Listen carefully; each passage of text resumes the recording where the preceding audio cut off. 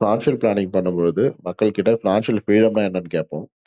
நெறைய பேர் வந்து லக்ஸரி காரு, பங்களா, பீச் ஹவுஸ், பேங்க் பேலன்ஸ் நெறைய இருக்கணும். இதெல்லாம் இருந்தாக்கா ஃபினான்ஷியல் ஃப்ரீடமா இருக்காங்கன்னு அர்த்தம் அப்படின்ற மாரி சொல்றாங்க. உண்மையான்னு கேட்டீங்கன்னா, கண்டிப்பா இல்ல. தூங்கி எழுந்திருச்சு அன்னையோட வேலைய நான் முடிவு பண்ணணும். என்னோட கட்டுப்பாட்டுல இருக்கணும். லைஃப் வந்து இண்டிபெண்டன்ட்டா ஃபினான்ஷியல் கம்பல்ஷன் இல்லாம இருக்கணும். இத எல்லாராலயும் அச்சீவ் பண்ண முடியும். ரூ.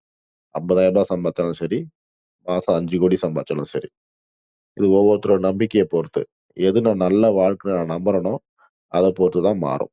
ஃபினான்ஷியல் ஃப்ரீடம் அடையணும்னா, பேசிவ் இன்கம்ம கிரியேட் பண்ணணும். அது வந்து நம்பளால எல்லாராலயும் முடியும். அது 10 வருஷத்துலயும் முடியும். இல்ல 15 அதிகபட்சம் 20 வருஷத்துலயும் முடியும். இதுக்கு வந்து நம்ம டிவிடெண்ட் ஸ்டாக் வாங்கி டிவிடெண்டோ, இல்லன்னா ரெண்டல் வரா மாரியோ, இல்ல எல்ஐசில வந்து ரெண்டல் வரா மாரி ஃபிளாட்ன்ற கான்செப்ட்லாம் இருக்கு. நீங்க ஒரு ஃபிளாட்ல வர ரெண்ட்ட விட எல்ஐசில வர ரெண்ட் அதிகமாவும் இருக்கும். அதோட பெனிஃபிட்டாவும் இருக்கும். இந்த மாரிலாம் நம்ப பண்ணி வச்சுக்கிறது தான் பேசிவ் இன்கம் வரதுக்கான வழி.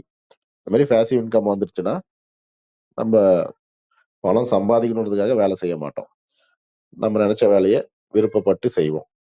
இதுதான் வந்து ஃபினான்ஷியல் ஃப்ரீடமா இருக்கிறதுக்கு அர்த்தம். சரிங்களா? If want do financial planning, call me.